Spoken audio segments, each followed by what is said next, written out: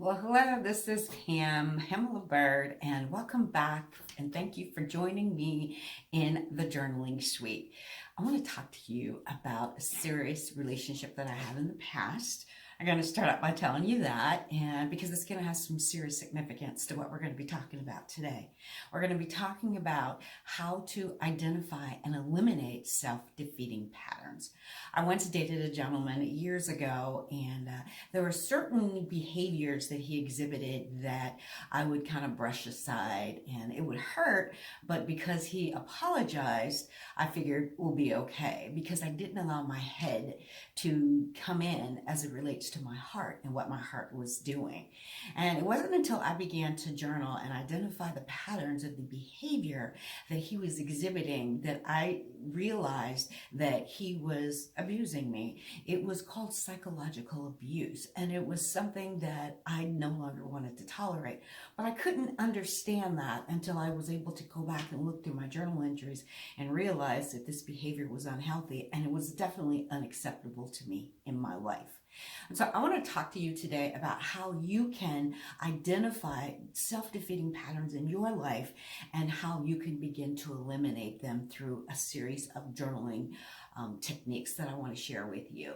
Now, a lot of times we don't even think about journaling different situations or experiences that we have because life just gets in the way. What we do is we allow our heart to rule over our head. And when we do that, we just get disastrous results. But if you're in a position where you know that something's got to give and you are not willing to accept the experiences or the results or the behaviors that you're experiencing, then let's sit down and let's talk about how you can use different journaling styles, different techniques, different forms to help you to identify those self-defeating patterns.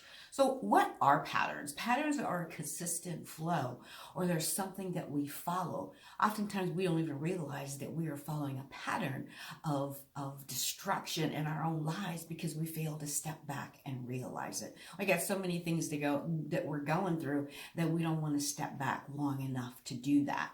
And it's important that we do that because we can go through our day-to-day lives and expecting things to change. And then we can wonder, why are we so frustrated? Why are we going down this rabbit hole, keep getting the same results?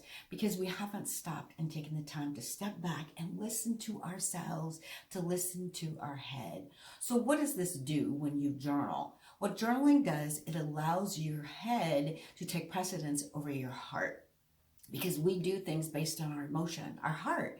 And when we can incorporate the thought process of our heads into the different situations that we experience, we take the time to do that, then we're able to allow our head and our heart to come together in a concerted effort to come with a solution or resolution to the problem that we're having. All right, so let's think about the patterns that we create in our lives. We do them consciously or unconsciously. The only way we're really going to identify them unconsciously to get to the conscious level is when we journal. Now, not just journal, but using different journaling techniques.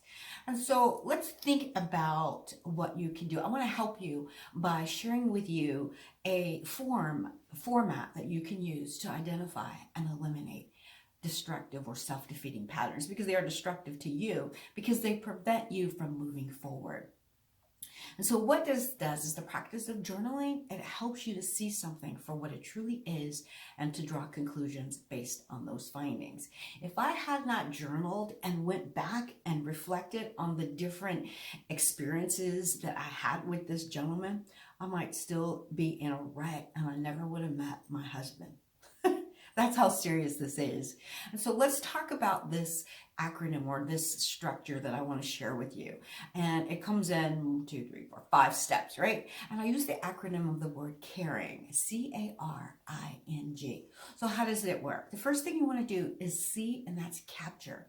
You want to capture every experience that you have, every thought that you have, every reflection, and every reaction, because reactions are based on your emotions. And as you capture that, what I mean by that is putting it down on paper. You could use your phone, you could use your notes in your phone. You could use pen and paper.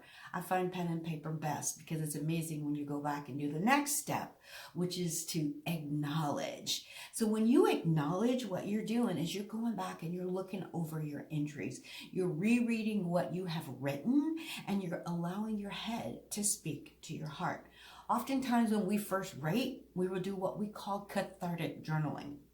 And cathartic is just spewing it, getting out of your head, putting it down on paper. Now, you already do cathartic journaling. Anytime you put a post on Facebook, and as far as how you feel about it, that's cathartic journaling. And if you send a text to someone and it's filled with emotion, that's cathartic journaling, because you're getting it out. We just put a name to it, okay? So you've done the part where you've gotten it out, right? You've gotten it out on paper. You've acknowledged it. You've put it down. You're rereading it. And now you're allowing your head and your eyes to look at it so you can see it for what it truly is. And the next part you want to do is the R and the revisit. So what does that mean when you revisit? You're reflecting back on your past journal entries to identify any particular patterns. Those are patterns in behavior, patterns in outcomes, and patterns in reactions. Because remember, a reaction is a response to an emotion.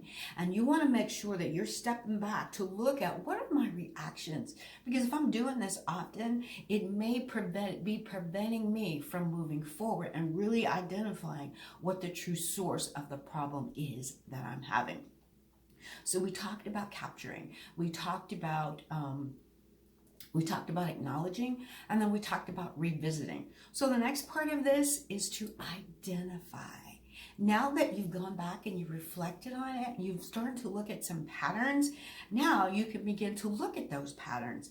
We can look at those reactions. We can look at those outcomes. We can look at those behaviors and start to identify why. Why are we getting this? Now, the two journaling styles that you've been using so far have been cathartic, and the other one is reflective.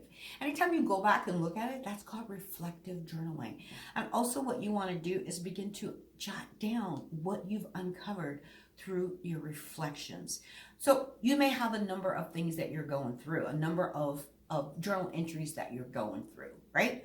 I know when I go back and do my reflection and I really look at identifying, I need to go and identify patterns within my journal entries. And so I take them out and I start to do what I call a form of journaling.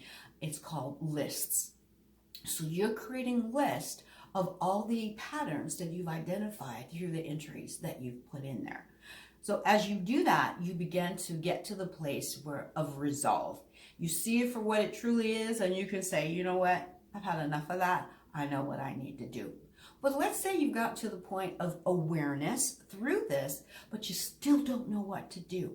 That's when I take you into a more advanced style of journaling, and this is called proprioceptive. Now, don't try to remember the word right now. Just know that it helps you to get clear, to gain more clarity on what you've uncovered in your patterns. So what you then do is begin to journal the questions. Why is this happening? Why is this a pattern? And why am I allowing this in my life? There's different techniques within this proprioceptive style of journaling that I'd be happy to help you with. If this is something you really want to get beyond awareness and get more to resolve, then just leave me a comment below. And if this is something that you want more information on, because then I'll create a video on that for you, all right? So you answered 3 questions, right? You answered, why is this happening to me? Why is this a pattern? And why am I allowing this in my life? And then another form to get to at the end of this through the G is to generate power. Once you've gone through those different techniques and you've uncovered this information as to why you're allowing these patterns to occur in your life, you then have the power to accept your responsibility in this, and you have the power to change. Now that you know better, you do better. You have the power to change. It's all on you. And now you have the power to set boundaries. There are 2 types of boundaries that you can set now that you have this information. There are internal boundaries and external boundaries. And to be perfectly honest with you, it is very difficult to set the external boundaries with other people until you set them internally with yourself. And how do you do that? By making that a commitment to yourself, to what you've learned, and beginning to decide that you're not going to accept it any longer. And you're then going to move forward to take the steps that you need to do to change in order to grow. Now, there's a particular journaling style for this, and it's called dialogical journaling. Yes, this is another advanced form of journaling that will help you get to the core of the issues and why they're happening to you, so that you can make sure that you're not repeating the same mistakes. Every time we repeat those same mistakes and we don't identify them, they hinder us from moving forward into the areas where we want to grow. Does that make sense? All right, great. So that's what we've done. I'm going to give you a summary of all this. We've gone through the acronym of C.A.R.I.N.G, because self-care is important in order to eliminate self-defeating patterns. Self-caring means that you are putting yourself in a position to become more aware of the things that you're doing in order to change. We talked about capture, right? That's putting it in writing and getting it down on paper, or getting it out of your head and out of your heart and down so that you can see it. Through the next step, which is reflection. Acknowledge. That's where you want to acknowledge the experience that you've had, the outcomes that you've had, and you're being real with yourself. It's because you're rereading what you have written and allowing your head to speak to your heart.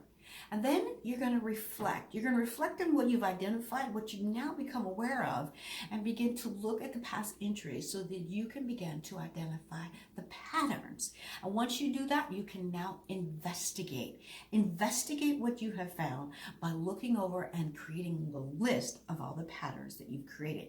Because when you see them down on paper and you see the number of times, then you realize, you know what? Something's got to give. That's exactly what happened to me when I identified the patterns of the behavior that this gentleman was exhibiting toward me. Now you can name it. Name the source. Get the clarity. Where did this come from? Where did it originate? And what are the triggers that you identified that have caused you to behave or to respond the way that you have? And then last, you get an opportunity to generate power. The power that is in you, that has been inside of you all along. You gain some clarity so that now you can begin to take action. And you now have the power to accept, to change, and to set those boundaries. And as I always say, life is like a chalkboard, and only you hold the eraser to erase away old patterns and repeated mistakes. But before you do that, you gotta see it on the board, because that's where the art of journaling begins. And this is where you begin to eliminate self-defeating patterns, but you gotta see them first in order to gain the power that you need to eliminate them. Okay. So if you like this and you want more information, make sure you click the subscribe button, and also make sure you click the bell, because you don't want to miss any of the videos that I'm doing to help you to learn how to increase your level in the art of journaling. This is Pam Bird, and I'm so glad you decided to join me here in the Journaling Suite. Until next time, happy journaling.